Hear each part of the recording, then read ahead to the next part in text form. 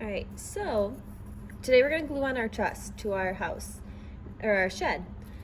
I'm not gonna actually glue mine because I wanna do it again for the live class demo, but here we have the front. So the front's the door, and then back here, I have my window. So on the front where the door is, we are going to glue the truss so it's over the door. Now, if this was a true shed and we were going to construct this, after we put the trusses on, we would come back in and put in wall sheathing, so which is like plywood. We need to make sure, so sticky notes are my plywood. We need to make sure that the wall is flush all the way up. So my gable, well, my truss, but it's producing my gable end, that triangle, needs to be flush with the rest of the wall underneath it. Now also, see if we can get this to balance. Underneath here, we have these are where the overhangs would be. That's angled. Our shed walls should fit right underneath that angle. So hopefully you can see that. So what I'm gonna do is I'm gonna put 4 pins in, 2 on each side to help hold it upright.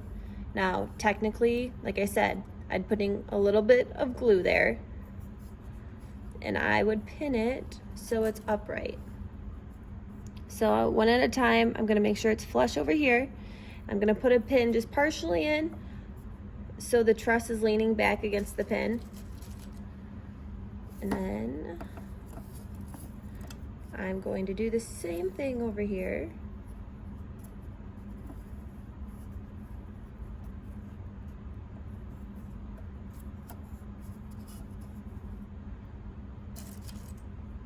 And then from the front, I'm gonna put 2 more pins in at an angle to keep it from falling forward.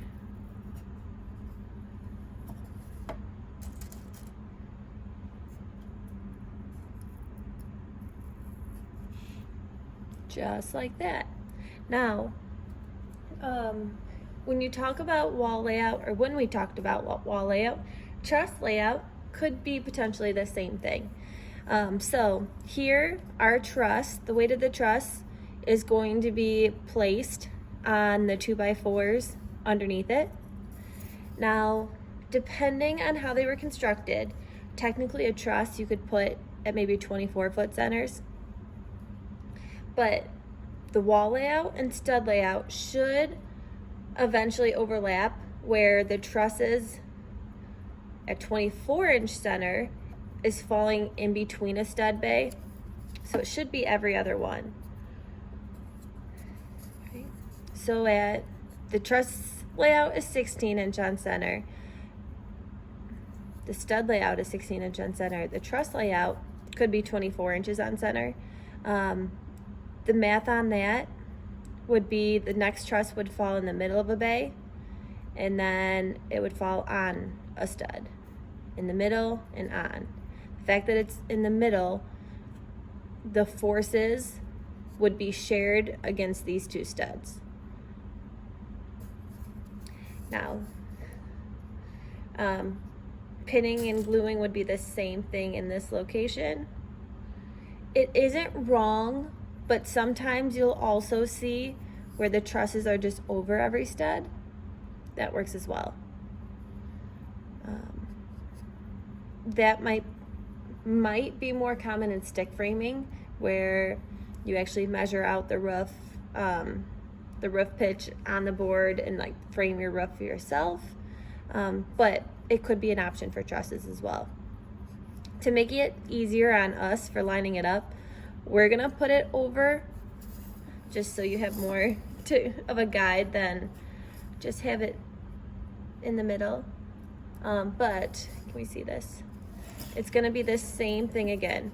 I'm gonna put 2 pins slightly behind to hold it upright.